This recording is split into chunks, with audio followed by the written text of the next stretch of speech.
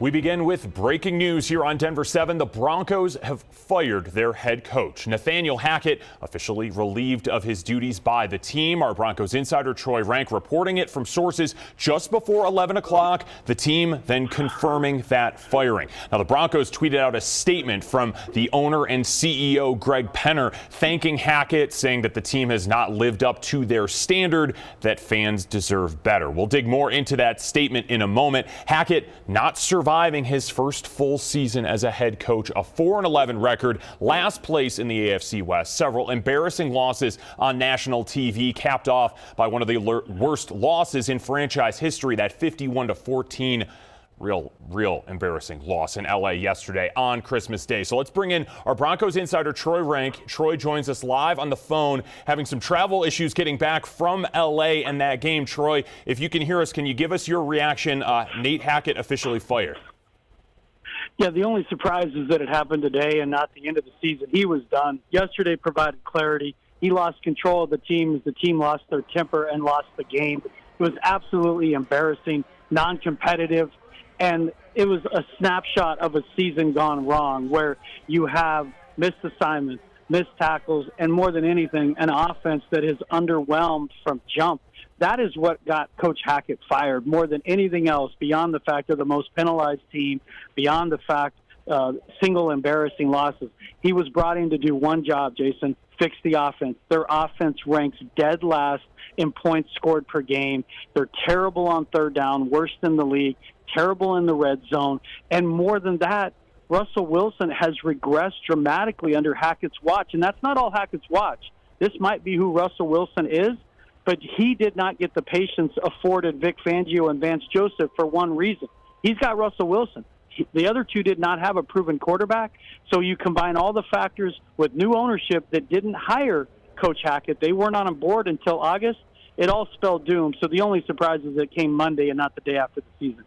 And for so long, Troy, I think so many of us saw this as wait until the end of the season, that at least a first-year head coach would be afforded a full season. But things just got so bad that ultimately he couldn't stay at the helm for then a game at the Chiefs and a final home game. We've seen the no-shows, the boo-birds, et cetera, out there at Mile High. Anything major change other than just 51-14? Well, it was the nature of the loss, and you had guys fighting again on the sideline. This time, Dalton Reisner pushing Brett Rippon. They said, Reisner told me afterward that they talked it out, but that's the second time there's been an incident on the sideline that Hackett has seemed to be fairly oblivious to. Now, this one he got into late, but the one with Mike Purcell and Russell Wilson, he said he didn't see, even though he was standing next to Wilson, when Purcell clearly yelled and just ripped Wilson. And it's just a mark of a team that's undisciplined. When you want a head coach to put his mark, you say, what is the identity of the team? And the identity of the team was they had the attention span of a ferret on an espresso. They didn't do anything well offensively, and the only thing that kept them from just complete abject failure on a weekly basis is they had a good defense. Yesterday, the defense finally broke under the strain of carrying this football team. They looked like guys, for the better term, that were making business decisions after they got down 17-0. So what changed? It was a bad loss, but it was, again, a standalone game on Christmas with guys fighting on the sideline. It just showed that Hackett had no control, and they finally ran out of patience and said, and let's be honest, they just had 18,000 no-shows with the Cardinals. That number might have grown had they not fired Hackett, so why not do it now instead of waiting till the end? It was just so bad, they finally felt compelled to just put him out of his misery.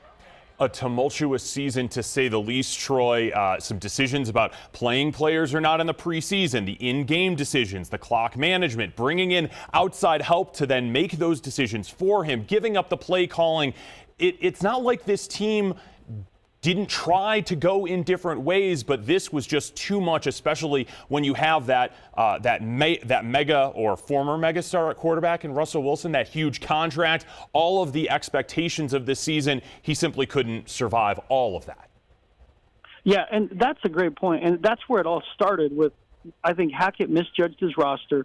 He decided, I'm going to do everything the Packers have done the last 3 years. Well, the Packers were in the NFC title contender those last few years. The Broncos don't have that kind of roster. So in camp, the whole idea was nobody participates because we want to keep them healthy. That backfired in every way imaginable. They have had more injuries than they've ever had, have the most money on IR of any team in the league, and they lead the world in hamstring injuries. That's on Hackett. That is not. But what's killed him is Wilson trying to reinvent himself as Drew Brees earlier in the season, and those two not finding a fit. And then Hackett's trying to acquiesce to Wilson. Wilson's not playing well. But all of this, it just painted a picture of a coach who wasn't ready. He hired guys who had never done these jobs before. And outside of some of the defensive personnel, almost everyone on the offensive side of the ball appeared miscast, starting with Justin Outten. The reason they had to bring in Jerry Rossberg after the Houston game is because Outten wasn't speaking up in the box. I mean, you hire these guys who've never done these jobs, your data analyst and your offensive coordinator, who aren't helping you on game day. That's on Hackett. And I blame George Payton for that, too, for allowing that to happen, where you hire people who weren't ready, and there was arrogance and stubbornness to Hackett, thinking he had it figured out. And he realized that in Denver, there's no patience afforded. Since Super Bowl 50, fans are over it. They're over it, and you're not in a small market here. It can be a very toxic media environment, and I don't think he realized that until about 6 weeks in, that there's no patience here for this type of incompetence. And frankly, that's what it was. And he's a nice guy. Anyone who meets Coach Hackett likes him. He's personable, but he joins a long list, Jason, of coaches who are good coordinators, good position coaches, but they're not cast to be a head coach. And namely with him, he didn't have the stomach for having discipline. He said he did when he got hired. He would have uncomfortable conversations with players. He never did. And that was spotlighted with the way he handled Melvin Gordon. Once he fumbled against the Chargers, bench him. And not only did they not bench him, they give him his starting job back like it's 12-year-old youth football. It was just highlighted a series of examples of a coach miscast. So now, Jason, they're looking for their sixth head coach since Super Bowl 50. We've had Kubiak. We've had Vance Joseph. We've had Vic Fangio. We've had now Hackett, fifth head coach, since Super Bowl 50. And that's part of the problem. No continuity at coordinator and head coach. So this is where Greg Penner is going to have to show Broncos country he's got the stomach to find the right guy, and money will not be an object.